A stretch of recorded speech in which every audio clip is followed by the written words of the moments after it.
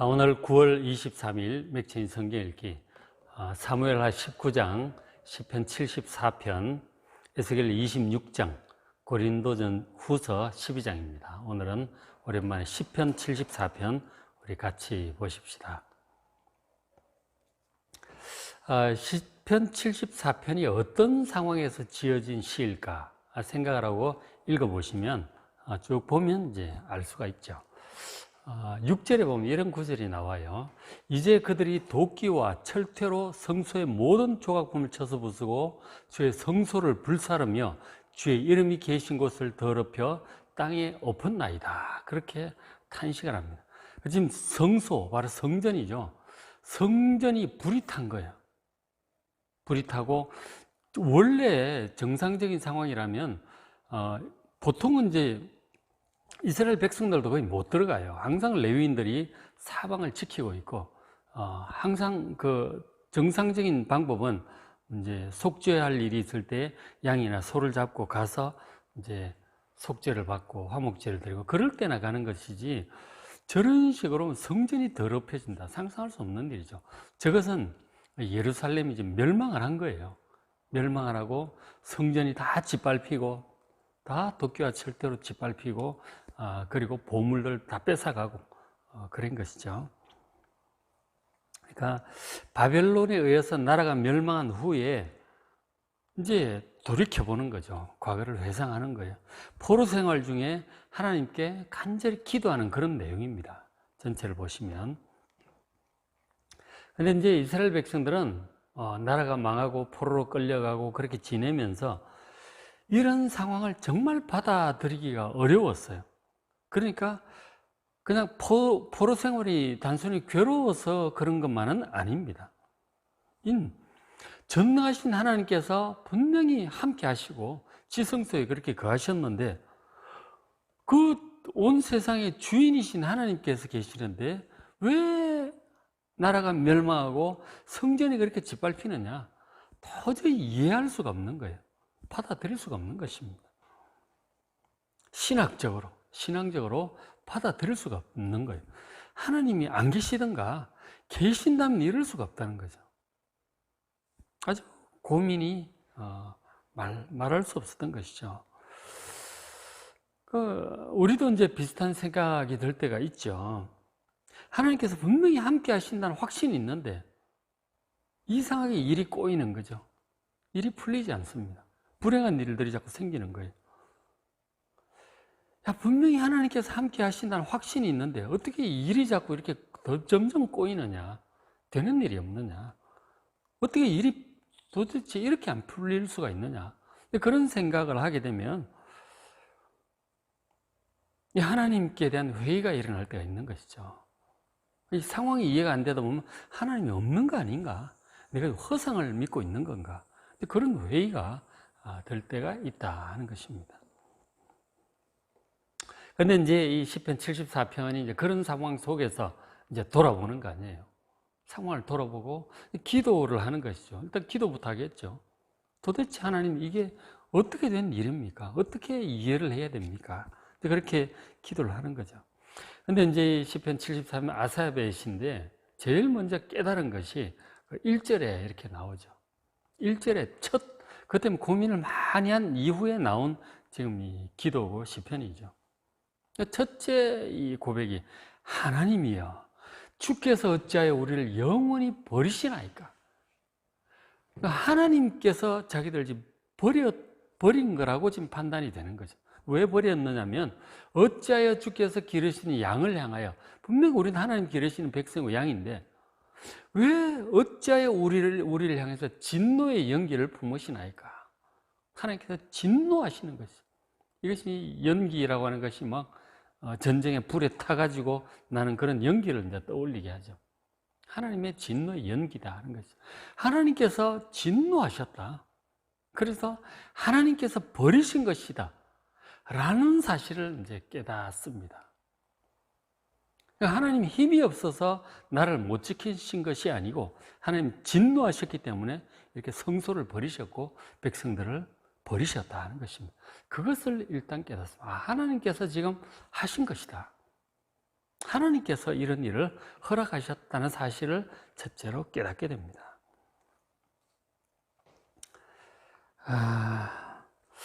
그러니까 우리도 이제 마찬가지인데 어떤 불행한 일이 생겼을 때 하나님이 계신다면 이럴 수가 있느냐?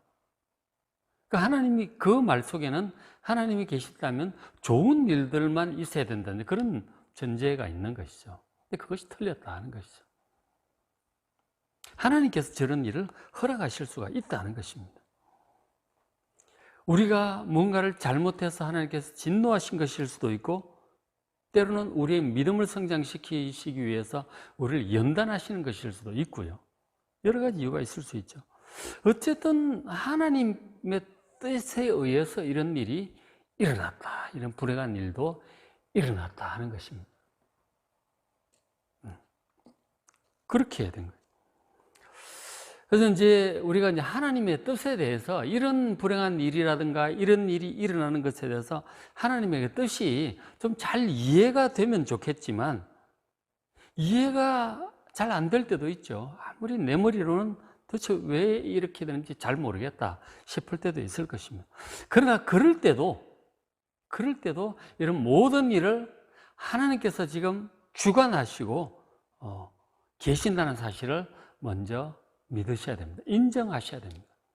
하나님의 허락 없이 일어나는 일은 하나도 없습니다. 우리 눈에 보이기는 우연한 일 같고 누구의 실수 같은데 하나님의 허락 없이 일어나는 일은 세상에 없다 하는 것입니다. 그래서 전지전능하신 하나님이시죠. 자, 이제 그런 일단 받아들이고 하나님께서 허락하신 일이다. 일단 받아들이고 왜 이런 일을 허락하셨을까에 대해서 이제 더 생각을 해봐야 되겠죠. 그러면서 이제 이분이 이렇게 기도를 해요. 2절에 보면 2절에 기도를 이제 하는데 2절에 보시면 자, 옛적부터 얻으시고 속량하사 주의 기업의 지파로 삼으신 주의 회중을 기억해 달라. 하나님께 기도하기를 우리가 지금 실제로 이스라엘 백성들의 입장에서 볼 때 우상 숭배도 하고 피 흘린 죄도 있고 막 이런 것들이 있었잖아요. 하나님이 진노하셔서 이런 일을 허락하셨는데 이제 그런 걸 이제 깨닫는 거죠. 그렇다고 할지라도 하나님 옛적부터 얻으시고 속량하사 주의 기업의 지파로 삼으신 주의 회중이 아닙니까? 우리가 오래전부터 하나님께서 우리를 출애굽시켜 주시고 시내산에서 우리 하나님 백성을 삼으시지 않으셨습니까? 그 많은 짐승의 피로 우리를 속량하시고 또 하나님의 기업의 지파를 하나님의 백성을 삼으신 거죠. 이 하나님의 백성 삼으신 우리를 기억을 해달라. 우리를 이렇게 영원히 버리시겠다니까. 다시금 기억하시고 기억해달라는 기도를 하죠.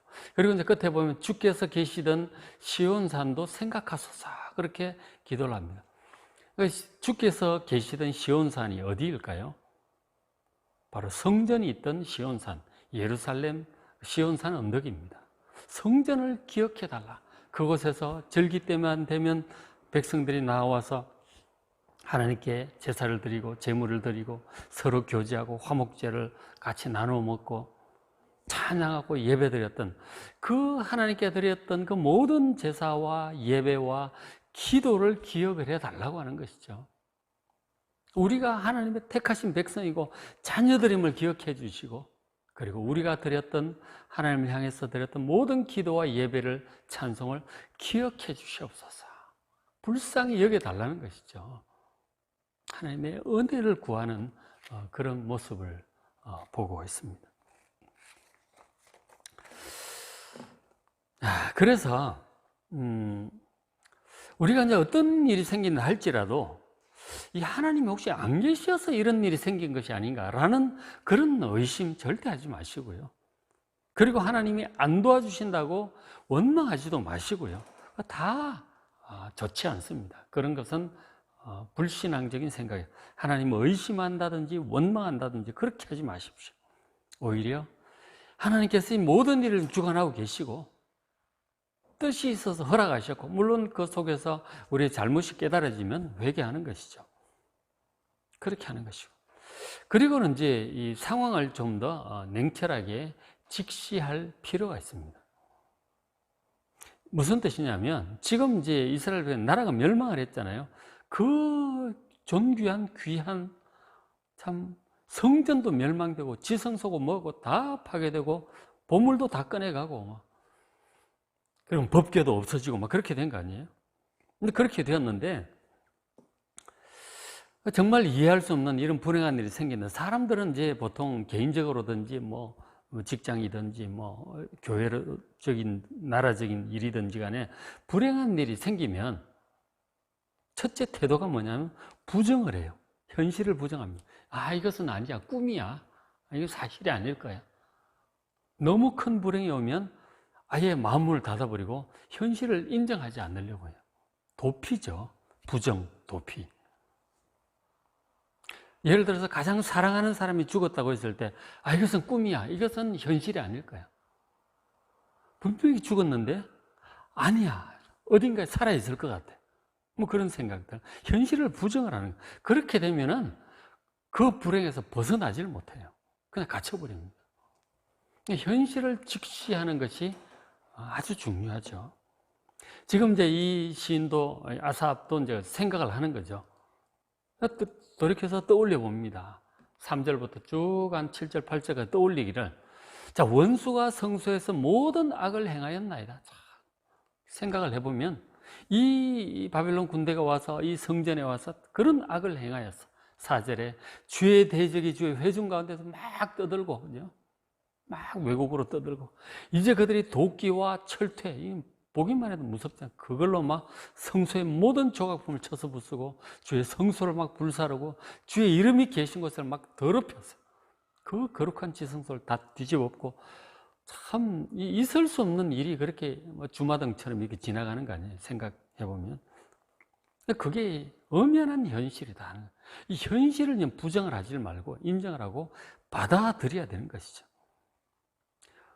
받아들여야 이제 이유도 생각해보고, 그리고 어떻게 하라고 하시는 건지, 어떻게 해야 회복이 될지, 그런 것도 생각이 미칠 거 아니에요. 현실을 부정하고 있으면은 그냥 더 이상 아무것도 나오질 않습니다. 건전한 생각이. 그래서 그냥 끝나는 거예요. 현실을 인정하고, 우리의 잘못도 생각해보고, 하나님 뜻도 생각해보고, 어떻게 해야 될지 지혜도 모아보고, 이제 그렇게 해야 문제가 제대로 해결이 되죠. 현실 직시인 거죠. 현실을 직시하고 그 모든 것을 하나님이 주관하셨다는 사실을 인정을 하고, 그리고 이제 우리의 잘못도 돌아보고 하나님 뜻은 무엇인지, 어떻게 하실 건지, 혹은 뭐 그렇죠. 또 보면 이런 구절들이 있죠. 9절에 보시면 이런 일이 얼마나 오래일는지 우리 중에 아는 자도 없나이다. 우리가 지금 코로나도 겪고 있고 뭐 개인적인 어려움도 겪고 있죠. 뭐 시험에 불합격한다든가, 뭐 실현을 당한다든가, 직장이 문을 닫는다든가, 사랑하는 사람이 죽는다, 이런 일들이 있는 것이죠. 그런 또 불행한 사태가 생기면 너무 힘들죠. 이런 일이 얼마나 오래일는지 우리 중에 아는 자도 없어. 그런 일들이 되는데, 그러면서 또 10절에 하나님의 대적이 언제까지 비방하겠으며, 하나님을 비방하고 하나님의 백성들을 비방하고, 그리고 원수가 주의 이름을 영원히 능욕하리까, 하나님까지도 막 그렇게 욕을 하고 능욕을 하죠. 언제까지 이렇게 내버려 두시겠습니까? 11절, 주께서 어찌하여 주의 손 곧 주의 오른손을 거두시나요? 능력의 손을 거두시고 이렇게 안 도와주십니까? 그런 이제 안타까움이 있죠. 그러면서 마지막에 기도하기를, 주의 품에서 손을 손을 꺼내서 이게 좀 건져 주셔야 될 텐데, 손을 품에 딱 넣어놓고 그냥. 그래서 주의 품에서 손을 빼내시어 그들을, 이 원수들을 멸하소서 하고 하나님께 기도하는 것입니다. 그러니까 이 시인의 마음은, 해답은 하나님밖에 없는 거예요. 자신들을 구원할 분, 다시 예루살렘 성전을 재건하고 나라를 세우고 모든 이 불행한 사태를 해결을 하고, 그렇게 하실 분이 하나님밖에 없다는 사실을 이 시인이 잘 알고 있는 거죠. 그러니까 기도하면서 이제 점점 마음이 하나님께로 가는 거 아니에요. 참 불행한 내 자신의 모습을 보고 저 미운 사람들 쳐다보고 뭐 이것저것 이해가 안 된다 그러고 고민하고 이러다가 점점 이제 우리의 죄도 보고 하나님께 허락하셨다. 해결할 분 하나님밖에 없다. 쭉 생각이 이제 이걸 가잖아요. 기도하면서. 기도를 하면서 이렇게 점점 마음이 하나님께로 가는 거죠. 해결책은 하나님밖에 없어. 하나님의 손을 빼시고 그 능력의 오른손으로 우리를 구원해 달라고 간절히 기도를 하게 됩니다. 그렇죠? 그리고는 이제 마음이 이렇게 하나님 쪽으로 향해지면서 이제 과거에 하나님께서 이제 기도 응답해 주셨던 일들, 은혜를 베풀어 주셨던 일들, 그런 것을 하나하나 떠올리는 거죠. 그러니까 뭐냐면 하나님께 대한 믿음이 좀 회복이 되는 거죠. 처음에는 원망하고 부정하고 뭐 자기 자신을 원망하든 사람을 원망하든 뭐 느부갓네살 왕을 원망하든지 원망하잖아요. 원망하고 뭐 이렇게 하다가 이제 현실을 이제 다 직시하고 하나님도 보게 되고 이제 그렇게 하면서 하나님께 대한 믿음이 이렇게 올라오는 거죠. 그래. 전에도 이런 비슷한 일이 있었고 하나님 이렇게 도와주셨었는데 그때도 정말 막막했었는데 하나님 그런 식으로 도와주셨잖아. 그런 생각이 나는 거죠. 그러니까 하나님께서 전에 함께 하셨던 일들, 응답하셨던 일들 막 이런 것들이 이제 하셨던 말씀들 막 기억이 나는 거죠. 성경 말씀도 기억이 나. 그러면서 이제 하나님께 대한 믿음이 회복이 됩니다. 자, 그러니까 우리가 이제 그 믿음이 회복돼야 이게 기도도 하고 그러면서 마음의 평안도 찾아오거든요. 믿음이 회복돼야 사실은 하나님께서 역사하세요. 하나님께서 그래야 역사하세요. 믿음이 회복돼야 되는 거죠. 뭐 원망, 불평, 의심, 뭐 절망 이런 상황 속에서 하나님 역사하지 않습니다. 거기에서 우리의 기도하고 회개하고 믿음이 회복되면서 하나님 역사하시는 거란 말이에요. 그러니까 바벨론 포로 생활 70년을 하면서 백성들 그렇지 긴 시간이 걸렸죠. 그러니까 회복이 되는데 그러면서 참 좋은 믿음으로 회복이 되고 그러면서 세상이 바뀌고 바사의 고레소항에 들어서면서 바벨론 무너지고 나라가 회복되고 그런 일들이 이루어졌잖아요. 그죠? 믿음이 회복되어야 되는 것이죠. 그러니까 이분도 이제 기도 중에 믿음이 회복되는 것을 보여주죠. 12절에 하나님은 예로부터 사람에게 구원을 베푸셨나이다. 하나님 정말 구원의 하나님이셨다. 출애굽 구원도 떠올려보고 사사기 시대의 구원도 떠올려보고 다 떠올리는 거예요. 13절 주께서 바다를 나누시고 물 가운데 용들의 머리를 깨뜨리셨으며 바로 홍해바다 건너는 사건을 기억을 하는 거죠. 얼마나 출애굽기 14장 보시면 앞에는 바다요 뒤에는 추격하는 애굽 군대잖아요. 그런 절체절명의 위기 속에서 하나님께서 바다를 가르시고 길을 내신 거죠. 물 가운데 용들의 머리를 깨뜨리셨다 하는 것은 이제 이 바다가 이제 용들은 이제 사탄을 가리키고 우리가 영적으로 사탄이고 그 리워야단이라고 하는 단어 나오는데 다 이제 사탄을 가리키고 있는데 일단 저기서는 지금 이 애굽을 그 용이라고 또 악을 리워야단이라고 그렇게 종종 잘 표현을 해요. 선지서에서. 그래서 1차적으로 저것은 이제 애굽을 지금 가리키고 있는 거예요. 그 애굽 배후에 있는 사탄도 가리키고 있겠죠. 하나님께서 그 바다 그리고 애굽 군대 이 용들의 머리를 깨뜨리시고 그리고 바다에 길을 내시고 구원해 주셨던 그 사건도 기억하고요. 그 다음에 15절에 보니까 주께서 바위를 쪼개 큰 물을 내시었던 것. 사막에서 물이 없어서 그랬을 때 반석에서 물이 막 나오잖아요. 그래서 살아났던 일들. 또 주께서 늘 흐르는 강들, 요단강을 갈르시고 또 여호수아 군대 건너가게 하시잖아요. 그런 것들을 기억을 합니다.